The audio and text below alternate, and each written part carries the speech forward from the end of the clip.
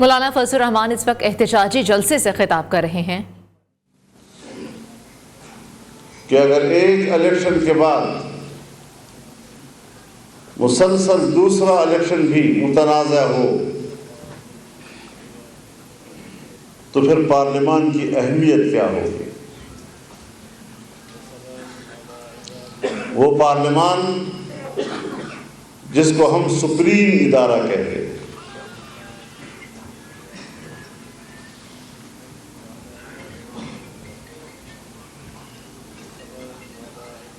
جس میں عوام کے براہ راست نمائندے بیٹھتے ہیں،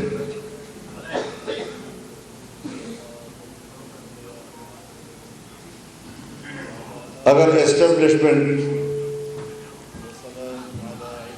براہ راست مداخلت کر کے ایک ایک حلقے سے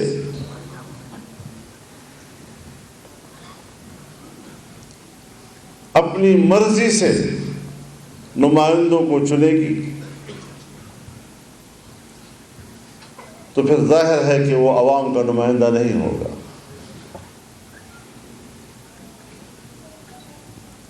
ایسی پارلیمنٹ کی کیا اہمیت ہوگی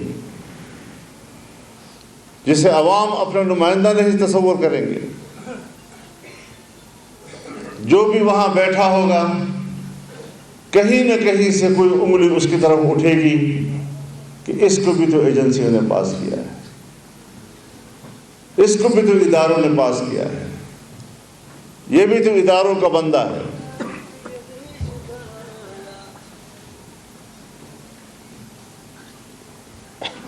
ابھی بات ہوئی کہ جس کو مخالف دیکھا اس کے خلاف کرپشن کے کیس کر دیے۔ میں دعوے سے کہتا ہوں کہ اس الیکشن میں ہماری اسٹیبلشمنٹ نے پاکستان کی 75 سالہ تاریخ کے کرپشن کے ریکارڈ توڑ دیے۔ شرم آنی چاہیے۔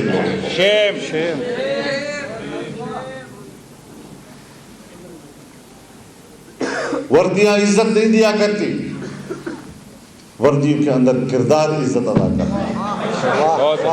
بہت اچھا۔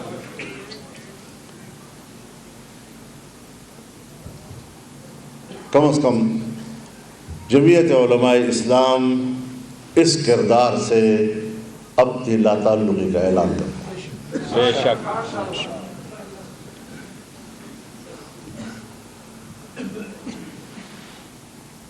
اس حوالے سے ہم اپنا تفصیلی فیصلہ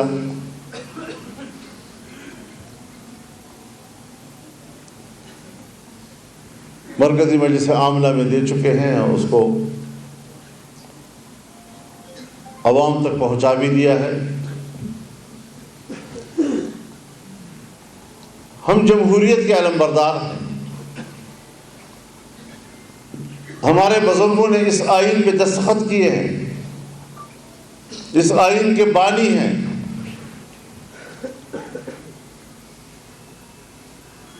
اس لیے اس آئین کے تحفظ کو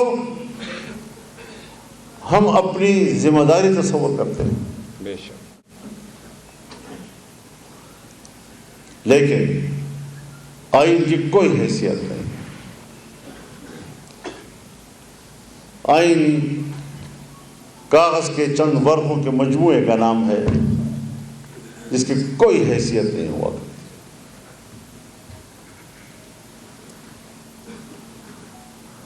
جمہوریت اپنا مقدمہ ہار رہا ہے۔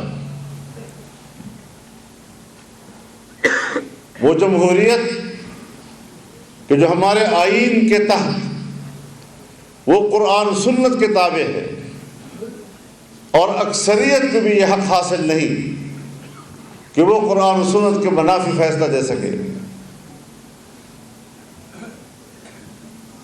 ہم کیا جواب دیں گے دنیا کو؟ حاکمیت اعلیٰ تو اللہ رب العالمین کی ہے، لیکن یہاں تو حاکمیت اعلیٰ ہمارے پارلیمنٹ کی بھی نہیں ہے، ہمارے ملازمین کی حاکمیت ہے۔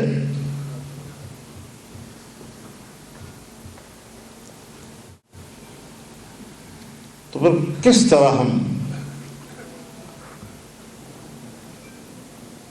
اس نظام کے ساتھ چلیں گے؟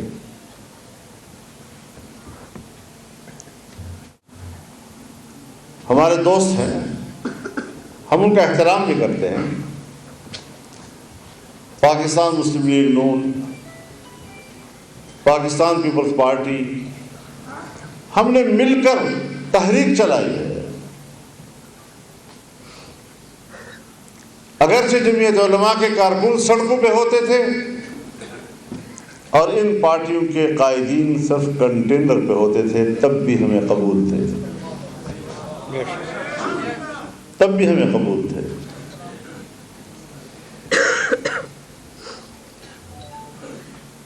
میں آج ان سے ایک مؤدبانہ سوال کرنا چاہتا ہوں کہ 2018 میں بھی آپ کا یہی مینڈیٹ تھا اور 2024 میں بھی آپ کا وہی مینڈیٹ ہے۔ کچھ سیٹیں اوپر نیچے ہو سکتی، لیکن اسی مینڈیٹ کے ساتھ آپ نے اس وقت کہا تھا دھاندلی ہوئی ہے، اور آج کہتے ہیں الیکشن ٹھیک ہوا۔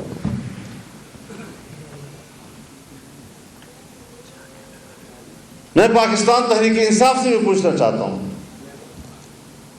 کہ تقریباً وہی مینڈیٹ ہے جو 2018 کا تھا آپ کا۔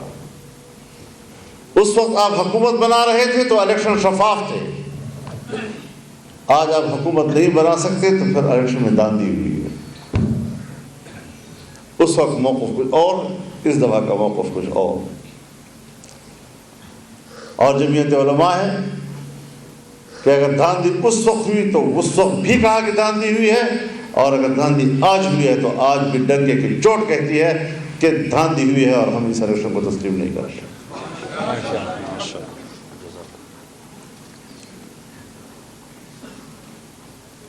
آگے چلنا ہے ہم نے،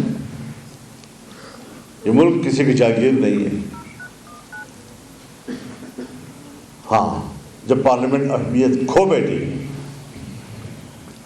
اور بظاہر ایک بنی بنائی پارلیمنٹ جو عوام کی منتخب نظر نہ آئے، اس پر تحفظات ہوں، تو پھر سوچنا تو جائز ہے نا ہمارے لیے کہ پھر ہم آئندہ کے لیے اس پارلیمنٹ کی سیاست کا حصہ بنے یا نہ بنے، پھر ہم پارلیمانی سیاست کریں یا نہ کریں۔ پارلیمنٹ میں جو میری قوت ہے، جو میرا اسٹرینتھ ہے، وہ کسی اور کے رحم و کرم پر ہے، لیکن جب میں پارلیمنٹ میں نہیں ہوں اور سڑکوں پہ آؤں گا تو انشاءاللہ اپنے مکمل اسٹرینتھ کے ساتھ آؤں گا، اس کے ساتھ مجھے کسی اور کی تائید کی ضرورت نہیں ہوگی انشاءاللہ العزیز۔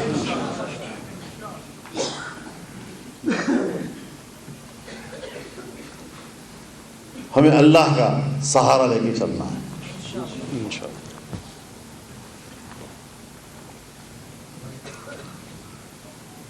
اور اسی جانب ہم نے چلنا ہے۔ حکومتیں بن جائیں گی، لیکن صرف کرسی کے لیے کرسی بانٹ، یہ کرسی تیری، یہ کرسی میری، یہ کرسی تیری، یہ کرسی میری، تو کرسی بانٹ حکومت جو ہے اس کی کوئی افادیت نہیں۔ پیپلز پارٹی کی حکومت ہو اور مسلم لیگ شامل ہو، یا مسلم لیگ کی حکومت ہو پیپلز پارٹی شامل ہو، روز ایک دوسرے کو بلیک میل کرتے رہیں۔ حکمران ہر وقت اپنے ساتھیوں کی طرف دیکھے گا کہ کہیں سرخ تو نہیں گئے۔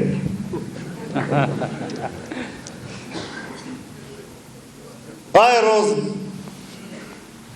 اس کے اپنے ہی حلیف اور شریک حکومت کے مطالبات آتے رہیں گے، اور وہ پورے کر سکیں گے یا نہیں کر سکیں گے کچھ معلوم نہیں۔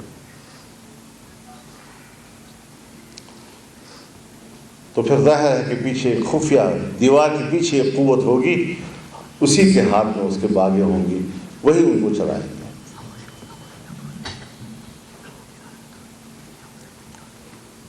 تو اس حوالے سے